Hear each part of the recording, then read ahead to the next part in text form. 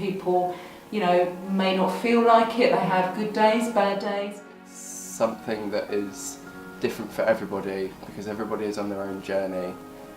So what might affect one person would not affect another. The routine of doing something on a regular weekly basis is also good. People don't remember names or faces, and that can be really difficult if your loved one's calling you by somebody else's name.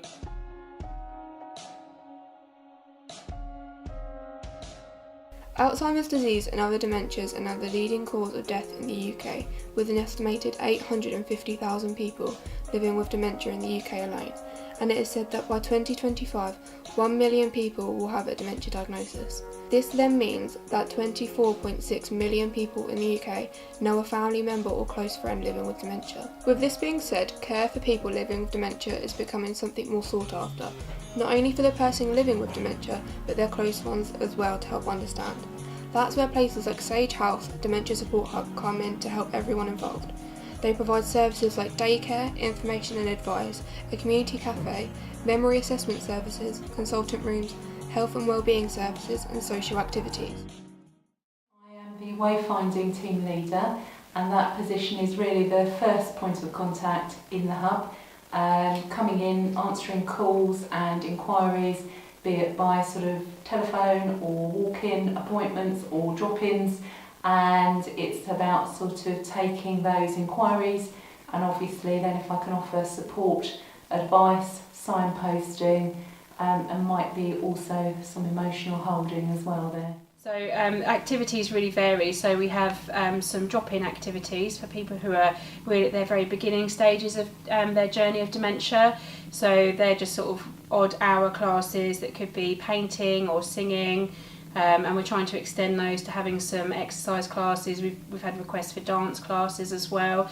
So we're really wanting to do what our customers are asking us for. I am a support worker here at Sage House, which is the dementia support, and basically I am in the activities 9 times out of 10.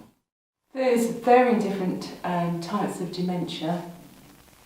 So, the umbrella of dementia, under that there's vascular dementia, there's Lewy bodies dementia, and all of the different types will have varying similarities but also can be very different. So some might cause hallucinations, and also, sometimes the other difficulty is for people that if they have a viral infection or if they have a urine infection, again, some of those hallucinations or delusions can also be through that. So it's quite difficult for people sometimes to know, is it actually the disease or is it something that obviously has come up for them through perhaps unrecognised medical condition as well.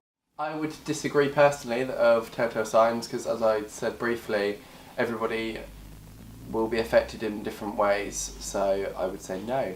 There is more common signs than others, but with experience and understanding you're able to recognise them. So for carers it can be quite a really hard time for them.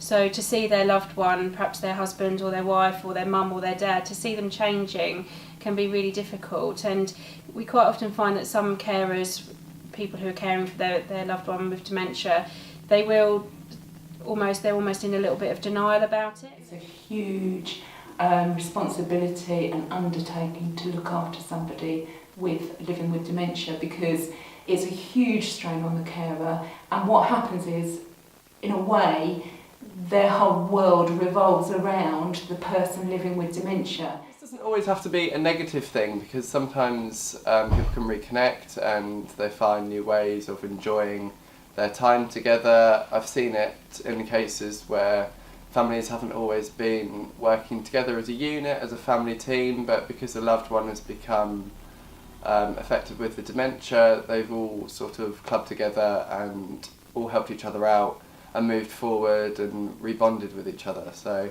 it doesn't have to be a negative experience for people. I think first of all it's to not be afraid of having that diagnosis. There is such stigma around dementia, but I think it is to not be afraid, and once you have that diagnosis, to find out who can help you, what support there is locally for you.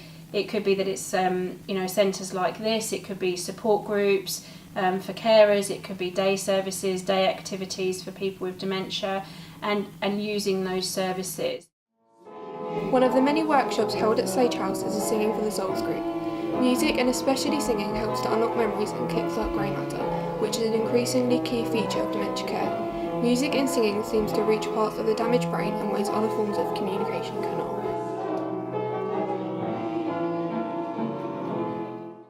We can only speak for the singing, which is lovely.